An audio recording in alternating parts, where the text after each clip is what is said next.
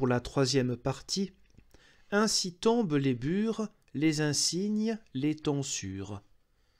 Nous avons la parole claire de Christ en Matthieu 23, 5-7, où il rejette les apparences et signes extérieurs, en disant « Ils font, entendez les pharisiens et docteurs auxquels nous, moines, curés, nonnes, docteurs, ressemblons aujourd'hui comme un lait à la couleur d'un autre, toutes leurs œuvres pour être vues des humains. Ils élargissent leurs châles, qu'ils appellent rappels ou gardiens de la loi, agrandissent aussi leurs franges, et tiennent beaucoup à être assis de la manière la plus honorable lors des repas et à siéger très haut dans l'école, à être salués respectueusement au marché, et à ce qu'il leur soit dit « sieur maître » ou « maître ». Tu vois avec quelle doigté Christ crève l'abcès des Juifs et des prétendus spirituels. Il dit aussi qu'ils reçoivent leur récompense. Matthieu 6, 2, en vérité, je vous dis qu'ils ont reçu leur récompense. Si maintenant Dieu réprimande une telle hypocrisie, les bures, les croix, les aubes, les tonsures ne sont ni bonnes ni mauvaises, elles sont seulement mauvaises. C'est pourquoi tout chrétien agit correctement s'il les abandonne plutôt que d'y tenir. Cela peut d'ailleurs se passer sans aigreur ni révolte. Mais comme ils disent, cependant on doit néanmoins distinguer un corps sacerdotal honorable parmi les simples gens, que ce soit par des tonsures ou d'autres vêtements. Voici la réponse. Celui qui veut être reconnaissable pour ses frères par des insignes ou le vêtement est un hypocrite, car nous avons un autre moyen pour devenir honorable. Christ nous enseigne que c'est par l'humilité que nous devons nous distinguer les uns des autres.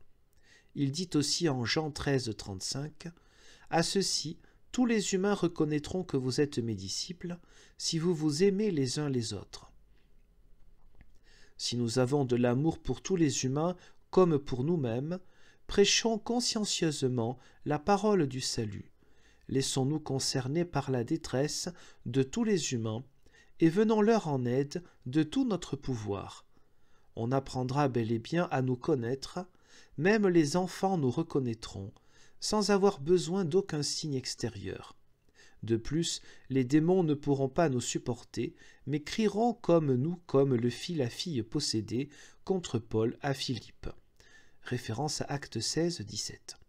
Mais comme nous n'avons pas la dignité légitime, la vraie force de Dieu, c'est-à-dire l'œuvre intrépide de l'Évangile, nous nous sommes parés d'un indice fictif, avec des tonsures, des bures, des soutanes, si bien que, après n'avoir été utiles ni à Dieu ni au monde, mon brave ne prends pas cela pour toi, nous avons pourtant revêtu des vêtements précieux, afin qu'on nous admire, comme les enfants le font pour l'âne paré d'or du pape. Je dois encore vous exposer une double objection. Vous les papistes portez des bures, des tonsures, des insignes. Dites donc, les portez-vous pour plaire à Dieu ou aux humains? Vous répondrez sans doute pour plaire à Dieu. Comment cela se peut-il? Ne pouvez-vous pas lui plaire sans de tels insignes, alors qu'il n'a lui-même jamais indiqué cela? Ou bien pensez-vous qu'il n'aurait pas connaissance de votre dévotion si vous ne revêtiez pas une telle défroque carnavalesque? Il n'est pas aveugle parce qu'il est vieux. Il ne regarde pas votre dévotion de l'extérieur, mais il regarde dans le cœur. Mais avec vos bures et vos insignes, vous faites en sorte qu'il ne puisse pas s'occuper de votre cœur. À votre vêture, il voit bien qui vous êtes, c'est-à-dire des masqués de carnaval et des hypocrites. Puis, c'est surtout la première pointe de mon objection qui doit convaincre que vous ne portez pas les signes extérieurs à cause de Dieu, car il rejette l'apparence extérieure et exige le sérieux de l'ouvrage sans aucune restriction. Puis vient la deuxième objection, selon laquelle vous vous êtes ainsi affublés, afin que, parmi les humains, on reconnaisse combien vous êtes pieux. Alors écoutez ce que Christ dit.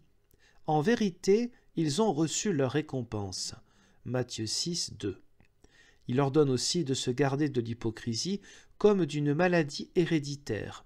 Luc 12, 1, « Gardez-vous du levain des pharisiens, c'est-à-dire de l'hypocrisie. » Ce mal a précipité toute la chrétienté dans la ruine, car ils se sont fait passer pour bons et saints, et même pour des agneaux simples et innocents. Mais ils ont dévoré plus férocement que le font les loups. Cela, Christ nous l'a aussi prédit. Pourtant nous avons abandonné sa parole et cru les hypocrites. Nos péchés ont mérité que Dieu nous laisse tomber dans de tels maux, tels que Job le dit en 34:30, « Il fait en sorte qu'un hypocrite domine à cause du péché du peuple. »